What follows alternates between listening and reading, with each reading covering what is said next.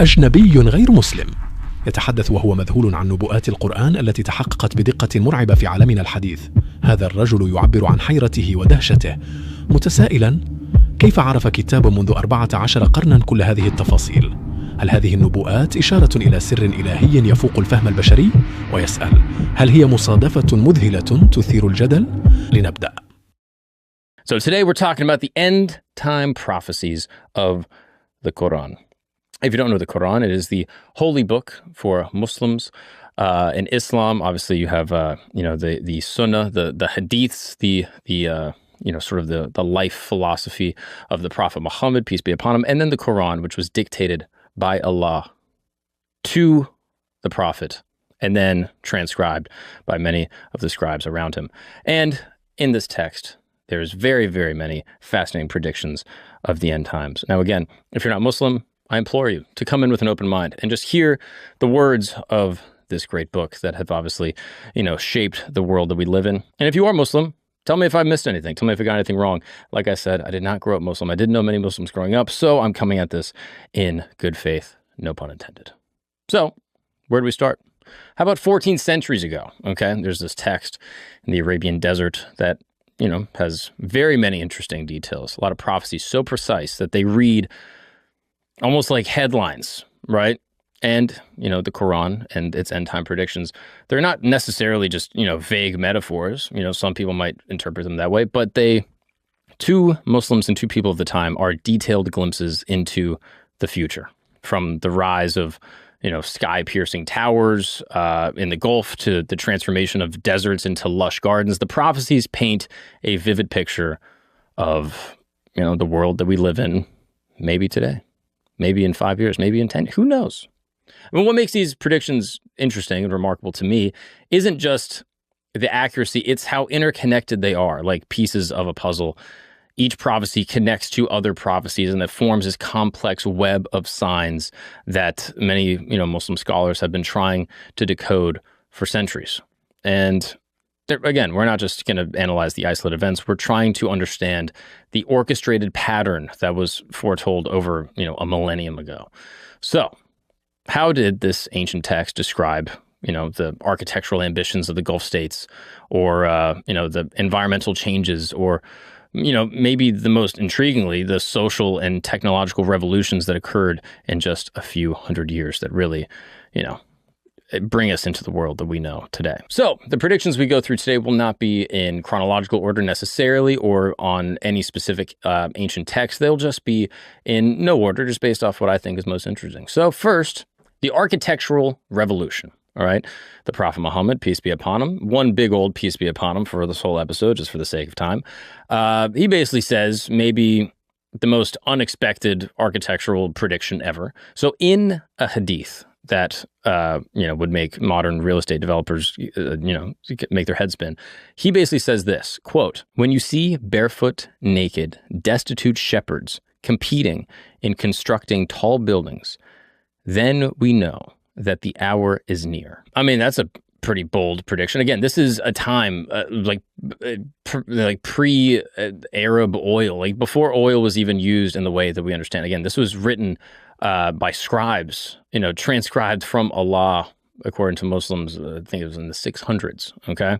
And recently, breaking news, Trump has said that he's going to build a giant casino and resort in Gaza. So, if that's not a pretty direct, a direct prediction. But that's not the only place. Obviously, Abu Dhabi, Riyadh and Saudi Arabia, Dubai with, maybe the tallest skyscraper in the world. These are just a few of them. Let's get into it, okay? So, pre-oil Arabia. This is where the Quran describes in Surah Ibrahim a valley without civilization. We're talking about a place where the biggest architectural decisions was basically like, which side of like a Bedouin tent got better views of sand.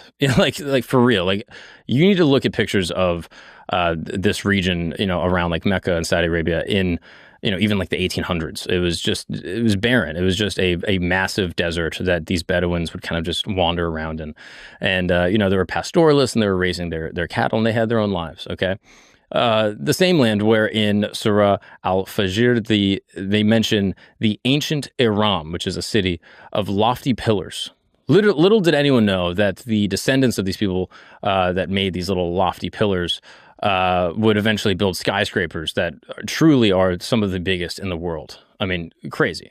So this goes on for basically a millennium, and then an oil boom. And suddenly these barefoot shepherds weren't just getting shoes, they're getting Ferraris and construction companies.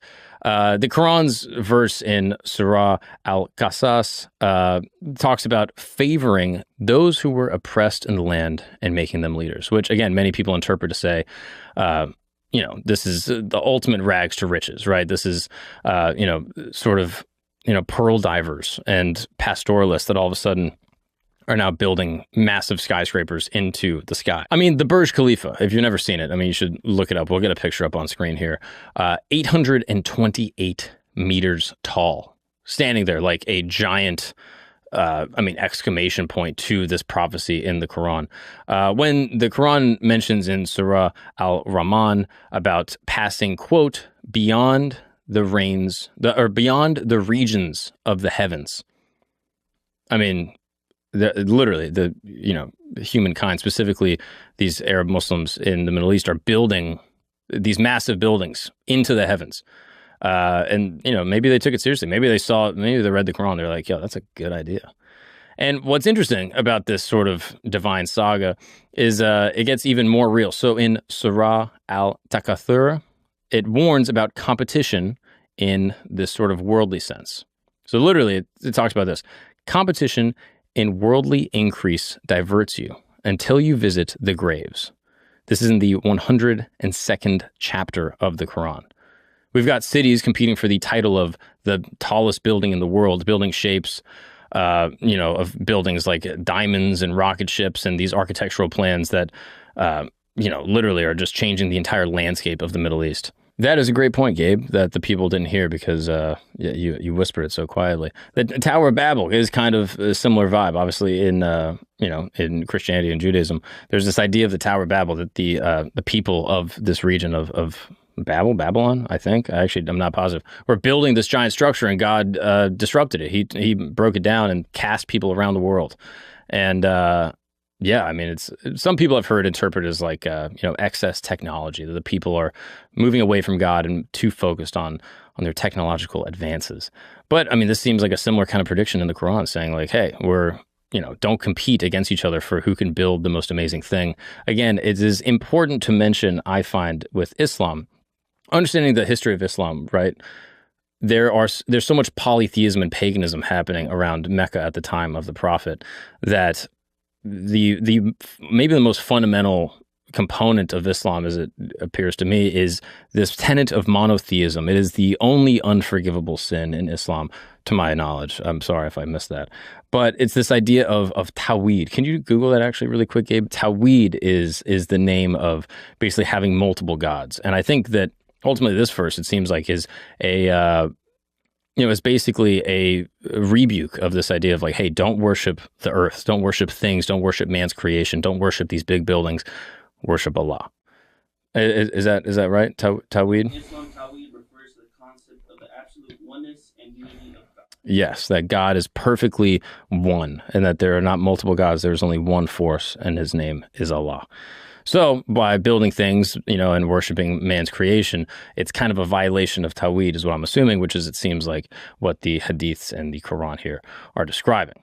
So in Surah Al-Araf, it mentions, it reminds us to remember the favors of Allah. And these former shepherds are remembering them in, giant penthouses with views that just kind of look at clouds, basically.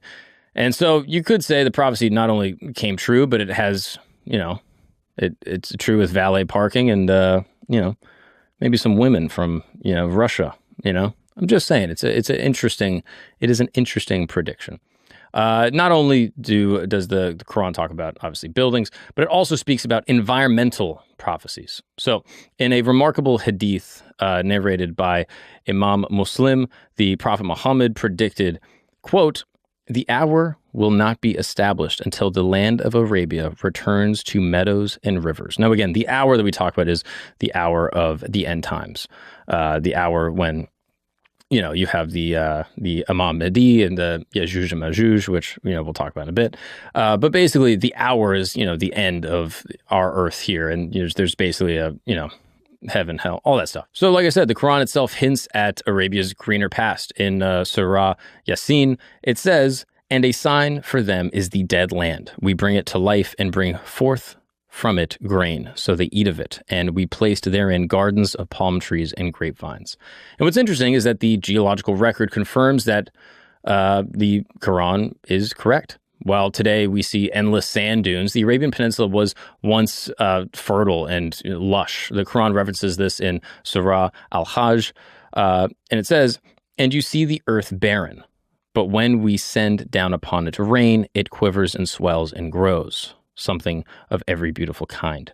And archaeological discoveries have revealed ancient river valleys and lake beds and fossil remains of creatures that have only, you know, could have survived in these wet, lush, green environments. And this, again, aligns with the Quranic description in Surah Al-An'am. "It is he who sends down rain from the sky. We bring forth from it greenery." And modern climate patterns are shifting in ways that, again, are pretty strange with these prophecies. The Quran speaks of environmental changes in Surah Al-Araf and says, "And if only the people of the cities had believed and feared Allah, we would have opened upon them blessings from the heaven and the earth." Today, parts of Arabia are experiencing unprecedented rainfall patterns. I mean, the UAE has a cloud seeding program, and Saudi Arabia has what seems to be sudden floods that, again, kind of echo the prophecy about Arabia's return to meadows and rivers, though perhaps not in the direct way that people had expected. And despite a lot of this rainfall, we're witnessing a paradoxical decrease in vegetation. And again, this mirrors the Quranic warning in Surah Ibrahim that says, "Their deeds are like ashes, which the wind blows forcefully on a stormy day. They have no power over anything they have earned." Modern development and urbanization have kind of created a situation where more rain doesn't necessarily mean more greenery. So the Quran cautions about this type of imbalance in Surah Al-Rum, saying, "Corruption has appeared throughout the land and sea by what the hands of people have earned." So the Euphrates crisis brings another prophecy into sharp focus. The prophet says, "The hour will not come to pass before the river Euphrates dries up to unveil the mountain of gold." And so today, the Euphrates River is facing a bit of a water crisis, with levels dropping dramatically. And the Quran warns about water scarcity in Surah Al-Mulk and says, "Say, have you considered if your water was to become sunken into the earth, then who could bring you flowing water?" This prophecy isn't just about environmental change. It's about the resource conflicts that would emerge as nations are now battling over water rights, just as kind of the prophecies suggest that they would, you know, battle over, you know, the river's treasures. And as anyone knows, I mean, if you're building a nation, you need water, both as a trade route, but also as a way to grow food and vegetation, a way to protect yourself from enemies seizing. And with dry riverbeds, you have none of these things and your society effectively collapses. So it's an interesting problem as you're having a lot of rainfall, as there's, you know, obviously predictions in the Quran. You're also having a dryness of these riverbeds and a crisis in the Euphrates, which again is directly described in the Quran. Pretty interesting. هكذا تكشف نبوءات القرآن عن رؤى عميقة للواقع، تذكرنا بأن الإسلام يقدم إجابات عقلانية لألغاز العالم. إذا أثارت هذه الاكتشافات تساؤلاتك، شاركنا رأيك في التعليقات. هل ترى هذه النبوءات تتحقق اليوم؟ لا تنسى الإعجاب بالفيديو، الاشتراك في قناة فيرا للمزيد من القصص عن الإسلام في الغرب، وتفعيل الجرس ليصلك كل جديد. شكرا لمتابعتكم، والسلام عليكم ورحمة الله وبركاته.